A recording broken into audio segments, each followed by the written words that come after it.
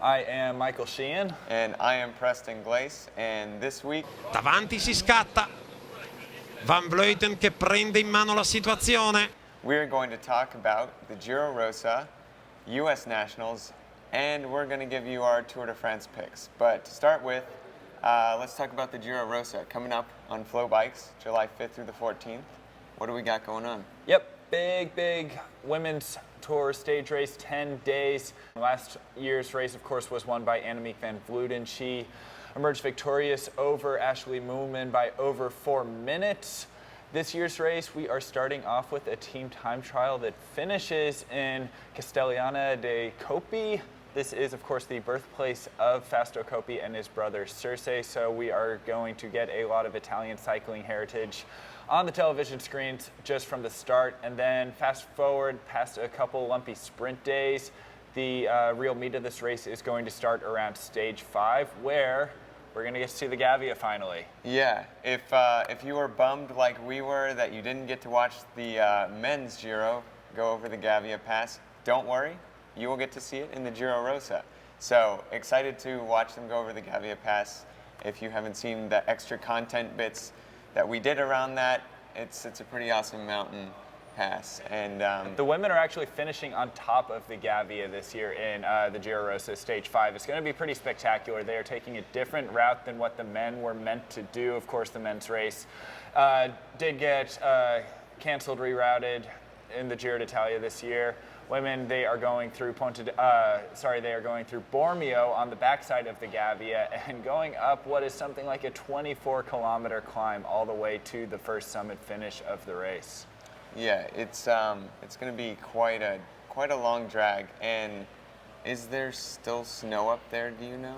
That is something I'm actually looking forward to finding out. Of course, Ian and I, when we were in Italy for the Giro, we tried to ride up to the top of the Gavia Pass and were halted by pretty sketchy conditions about 2/3 of the way up. I would have to guess that there still is some snow lingering around up there. Okay, all right. And then we've got stages 8 and 9, which are kind of the real meat of the race. Stage 8 has 2 categorized climbs, which is obviously going to see some GC contenders making attacks and going after it. And then stage 9, summit finish, is going to be one last chance for some big attacks before stage 10 is kind of it's not a very aggressive looking profile. Yeah, stage 10, there is one category 3 climb towards the end of the race, but it looks like it's going to be a sprinter's affair to close out the Giro. It is a big 10-kilometer long climb in stage 9 up to Montasso at the very finish. That is the second and final summit finish of the Tour. So that is where we're going to see the climbers get their last-ditch efforts to take the win. I think that Kasia Niewiadoma, she has been on phenomenal form all year, and this young Polish rider really could challenge Annemiek van Vleuten for the title this year. That is a battle that I am looking forward to see emerging over the coming weeks. Yeah. What else do we got? Oh, U.S. Nationals recap. That happened this weekend. U.S. Nationals did happen this weekend, and it was a good news for World Tour teams. First off, Trek Segafredo on the women's side. Ruth Winder had a pretty daring ride. She went away early in the women's race, and this gave her a tactical advantage over a really disorganized chase behind. We see this so often in national championships where people just don't really want to work with each other, more so than in any other race. Ruth Winder, she got ahead of that and just barely held off a charging Corinne Rivera at the finish line. It was a nail-biting, thrilling finish, and Ruth Winder, she has been so close on a couple occasions in the past at U.S. Nationals. She finally gets to pull on that jersey after helping Corinne Rivera win last year. I think it was a really nice transition of the stars and bars in the women's field. Yeah, and in the men's race, we saw quite an aggressive race. There was attacks from the gun, and everyone who finished up in the top deserved to be there. There was no conservative racing. Everyone was 100% of the time. And it was a dream come true for Alex Howes. Yeah, Alex Howes has been knocking on this door for so long. He has come to U.S. Nationals year after year for the better part of a decade as pretty much the outright favorite to win the national championship jersey, but World Tour riders have a historically hard time at U.S. Nationals. They typically only have 1 or 2 teammates at best. Alex HOWES, however, had a really phenomenal group of backup players from EF Education First, Nate Brown, Sean Bennett. They were there for him. And Alex HOWES, this race, this is what one of my old teammates would call all guts racing. He rolled the early breakaway with Johnny Brown and a few other riders. Johnny Brown did a really fantastic job in his defense of the jersey. He, of course, did not managed to feature in the finale, but he was represented in pretty much every dangerous move up until then. Alex HOWES was dropped. The race came down to a group of 3 riders, Nielsen Pallas, Stephen Bassett, and Alex HOWES. In the finale, Alex HOWES was dropped by Nielsen Pallas with about, 6 miles to go and just managed to claw himself back and had the kick that he needed to propel himself to the finish line. It was, pretty magical race by Alex HOWES. I do have to say that the ride of the day, though, is going to go to a different rider. Yeah, the ride of the day goes 100% to Stephen Bassett. He is not even on a pro team, and he's up there in the winning break of 3 and looked like he was going to win it himself.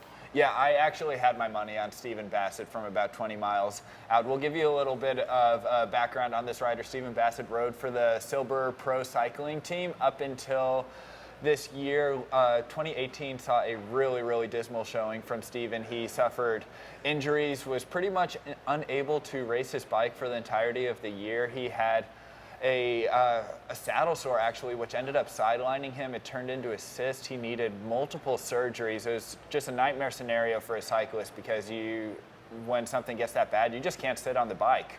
And it took time.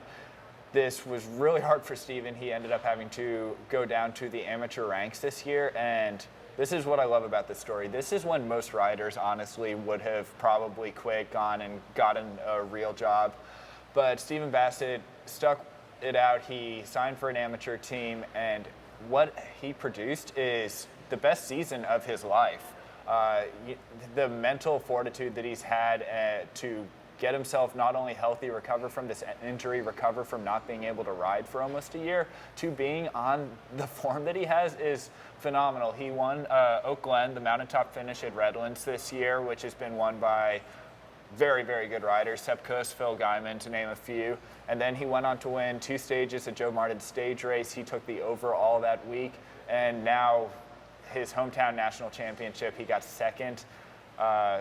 A bunch of people are going to be very interested in Stephen Bassett, and rightly so. That was a phenomenal ride, and I think just a pretty magical end to a really crappy chapter in Stephen's cycling career, and things are looking up for him right now. Yeah, it's been a pretty amazing year for him, and it was awesome to see him up there. Not just, happy to be in the break with the World Tour riders, but taking it to him.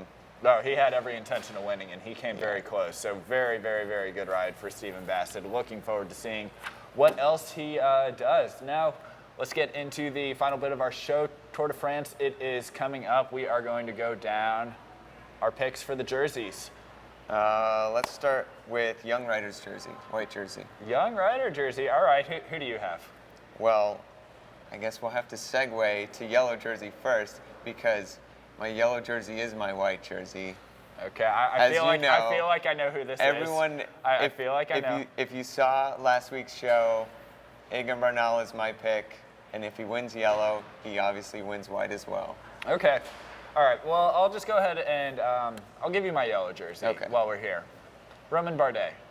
All right. Yeah, the French made a Tour de France for the French riders. This is why Tom Dumoulin did not want to do the Tour de France, because there just aren't really the time trialing kilometers.